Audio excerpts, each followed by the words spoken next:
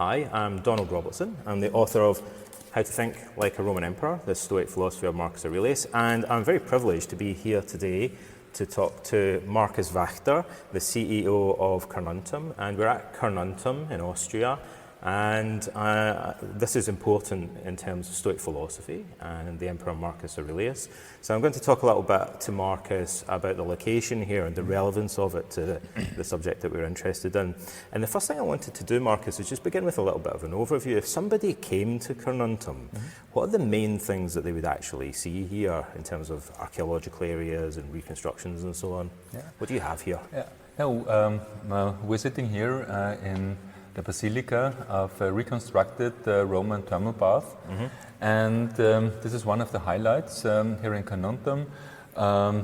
Unique worldwide, we reconstructed a Roman city quarter on its actual spot where it was in Roman times, and what makes it unique is that every facilities are fully functioning. So the underfloor heatings are fully functioning. The ovens in the kitchens are fully functioning. We have water in the ponds of the thermal bath, and so this is this is our main attraction, and it's a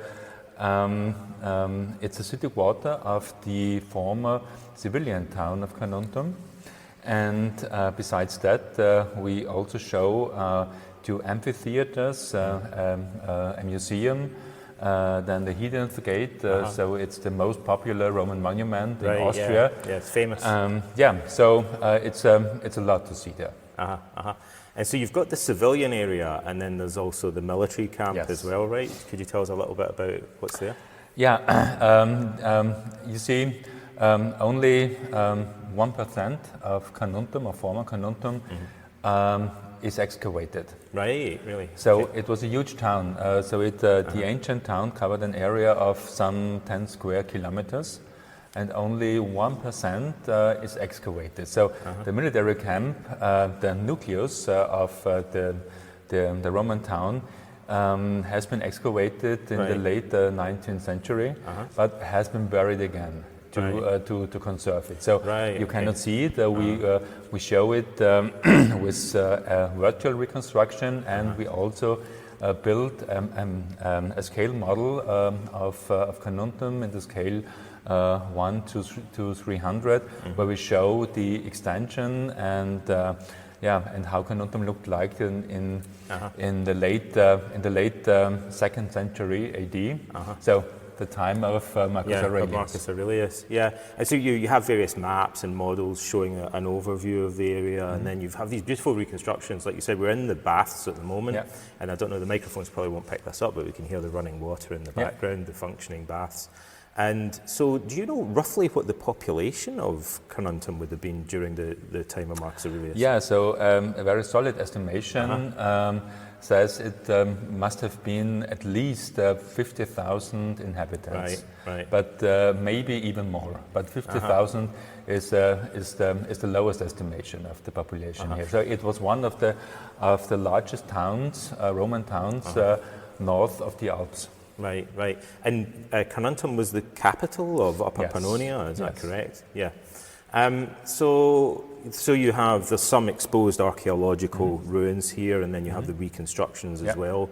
You have 2 amphitheaters and the gladiatorial training schools. And then there are the 2 parts of the museum as well, in the civilian quarter, and where the military camp is as well.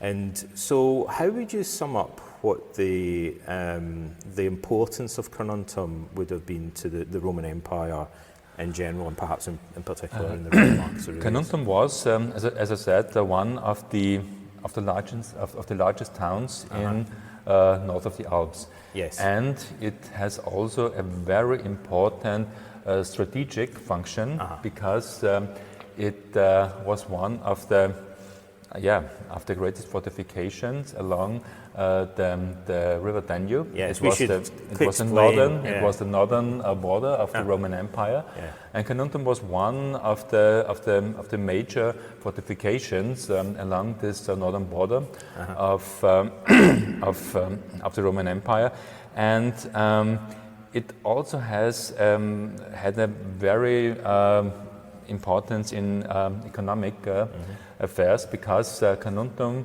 was situated at the crossroads of the most relevant, most important trading routes. So it was situated at the crossroads of the Limes Street, the so-called Limes Street, running from east to west, and of the Amber Street, the Amber Road, starting in Aquileia at the Mediterranean and going up to the Baltic Sea.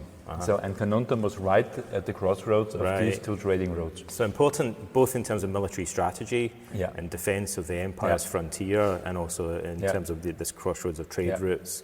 Excellent. And so what would life have been like at Carnuntum? I guess both in the civilian, the civilian area first of all, and then we can talk about military life here.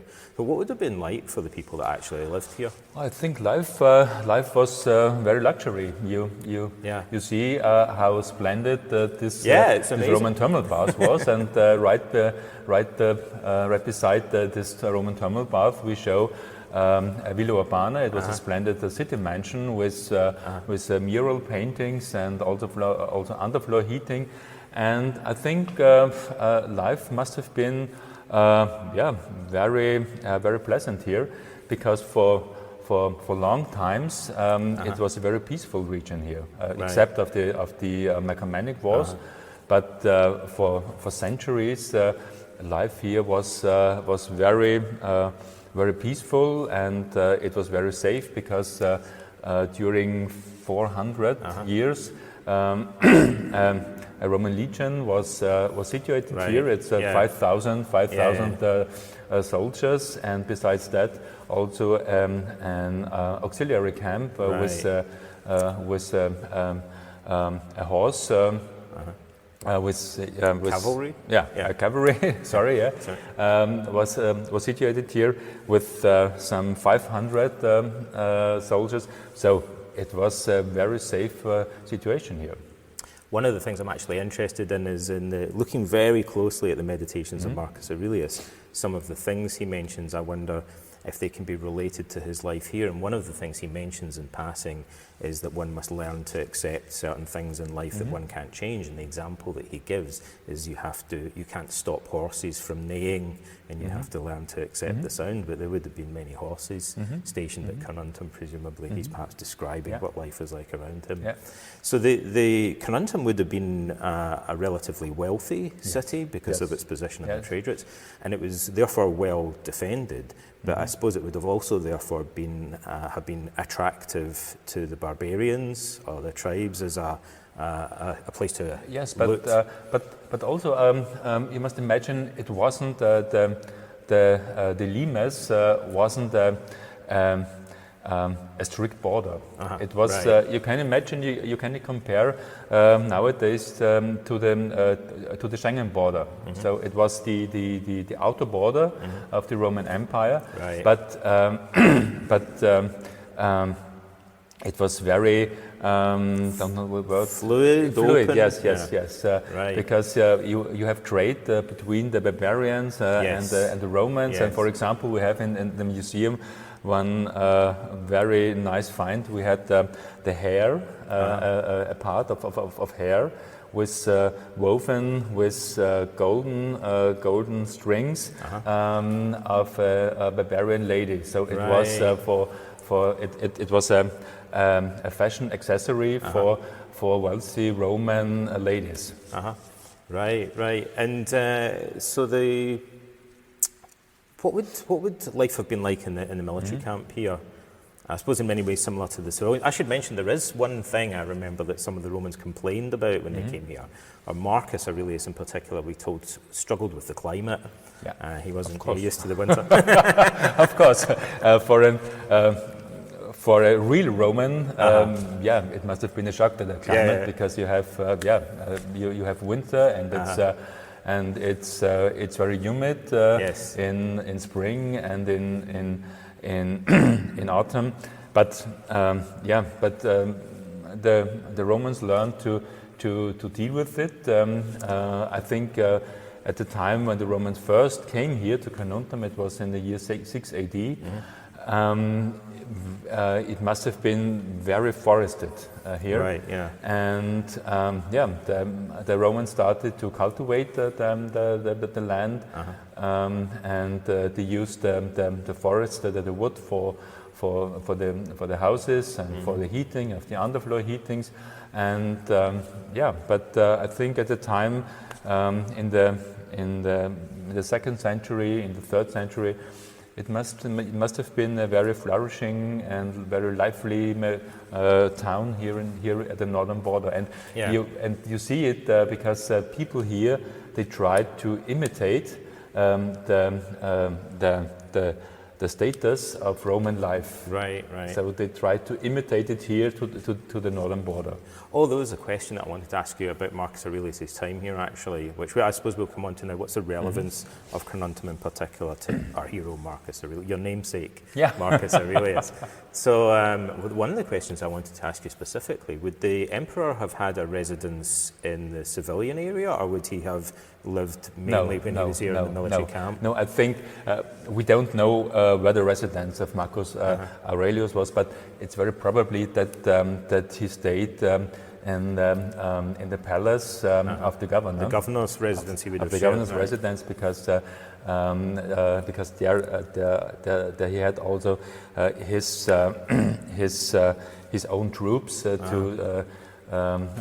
for his own safety, for his protection. So it's not very probable that he stayed here in the civilian area. So. And the governor during Marcus's time here would have been Claudius Pompeianus, is that right? Or who was the governor at that? We don't know.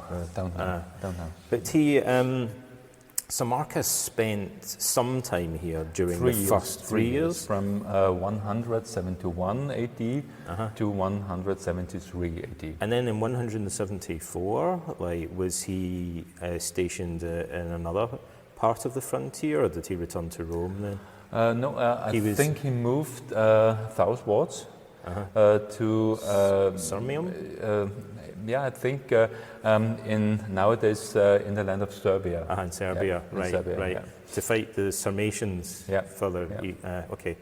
And so during his time here, Marcus was involved in the first Marcomannic War, and then there was the civil war with Avidius Cassius, and Marcus travelled more at that time. He toured the eastern provinces.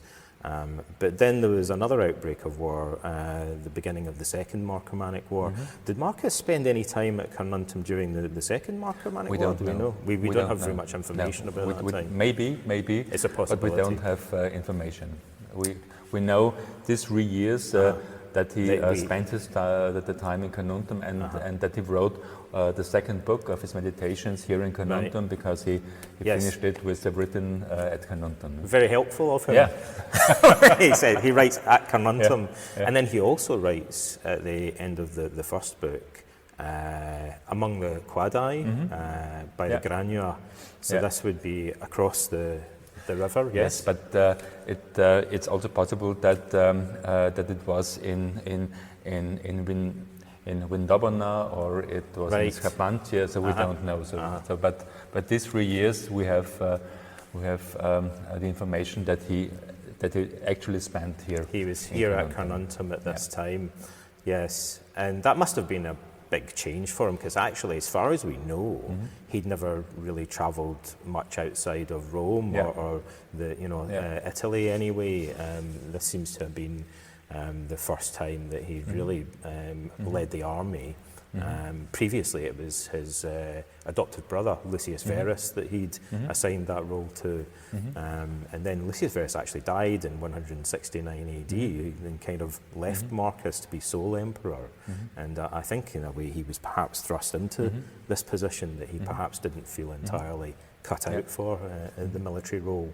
But the military seem to have, over time, have embraced him as their leader. Yeah. Because, for example, the Aurelian column in Rome celebrates things like the thunder miracle and the rain miracle. And also from the column in Rome, we know that he spent here in Carnuntum, and at the column the bridge over the river Danube is depicted, and we know that the exact position we don't know. Right. There was some. It's probable that it must have been in the nowadays town of Bad Deutsch-Altenburg. It's the neighbor town of Petronell Carnuntum, where we are at the moment. Right. And actually, also in that column, the river god is depicted. Yes. So for the Romans, the Danube, I should say, which we're right beside, was extremely important and also kind of symbolically important. It was personified as this river deity. And it must have loomed very large in their lives. It was, as I understand it, there was also a navy that sailed, and there would have been trade across the river. It was trade. It was trade across the river, and the river Danube in Roman times looked totally different than nowadays. So it was a swamp. It was a swamp with, and it was a huge area, and it was easy to defend with small boats, with small, and we know that the harbor of the Danube fleet was also situated in Carnuntum. Right. So I think actually, sometimes when we read the Meditations of Marcus Aurelius, his writing seems so personal and intimate. Sometimes I think it's difficult to imagine the scale of the legions that he commanded, and in some ways it's difficult to imagine his status as emperor, because when you read the Meditation, he seems almost a solitary figure, a very personable figure, like an ordinary guy in some ways. We imagine like the scale of Roman operations here were very impressive. And also there are a number of scenes that are very vividly described by the Roman historians. In particular, Cassius Dio tells us that in the winter, when the Danube froze over, there was one particular battle where the Romans engaged the Sarmatians on the surface of the river, and they had to learn special tactics to be able to fight on the ice without losing their footing and slipping. So it was important as a frontier, and in terms of the trade that went on, it was symbolized to them by this river god, but also they even fought battles on the river. And one of the things I mentioned earlier that interests me is when Marcus is talking about natural phenomena, the little birds that he sees around him become symbolic to him. I noticed when we first came here, I heard there are many birds here, obviously, and Marcus in the Meditations says that being attached to external things is like falling in love, setting your heart on a little sparrow, and before long it suddenly flits away and disappears into the distance and is gone forever. And he says even our own lives are fleeting like this in material things. But when we come to Carnuntum, we see these things that he was talking about even in the Meditations. We shot a video the other day where we were standing next to the Danube and quoting some of the passages in the Meditations, just to kind of put them in this context where he talks about the river of time and how the river for Greek philosophers and Roman philosophers symbolizes the transience of all material things. So it's nice to do that in this environment and see, Marcus this would have been something that he perhaps looked at every day and saw around him. Could you say any more about what you think we can learn about Marcus's life or his character or his philosophy from his time at Carnuntum? How do you think his experience here might have affected him? I see, for me, that's my personal impression and interpretation of Marcus Aurelius. I think he was one of the first CEOs. So he acted in difference to other Roman emperors, like a CEO, that he had his team and he trusted his team, so he had time to think about things. So he wasn't that involved in battles and war. So he had his commanders who did the things for him, and he had time. But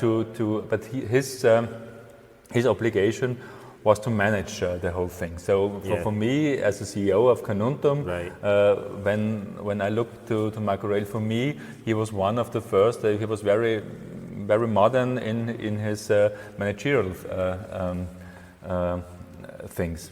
I think also to come back to something you perhaps touched on earlier, it seems to me that Marcus, we think about the legions and the battles and so on, but I get the impression that Marcus was particularly concerned with diplomacy and the negotiation of various peace treaties, and that was one of the things that he invested his time and energy. He spent probably a lot of time talking to the leaders of the tribes across the Danube, and not just campaigning against them.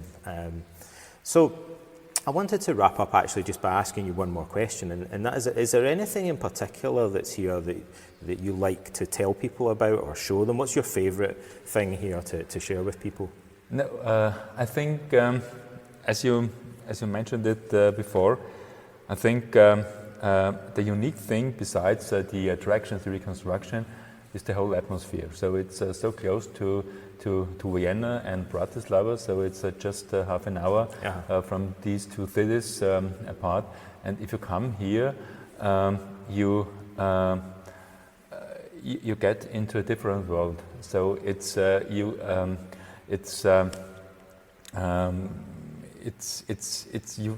you think you are in the Mediterranean, and that's fascinating for me. Half an hour to the west is Vienna, a very lively metropolis, and then you come here and you can breathe, you can relax, and you get into a total different world. You dive into a total different world, and our claim and our promise for visitors is the past begins here. I mean, certainly anybody I think watching the video as well can see from the wonderful room that we're in, like it really does feel as if we're back in Imperial Roman times and getting a flavour of like their life and how colourful things were as well here.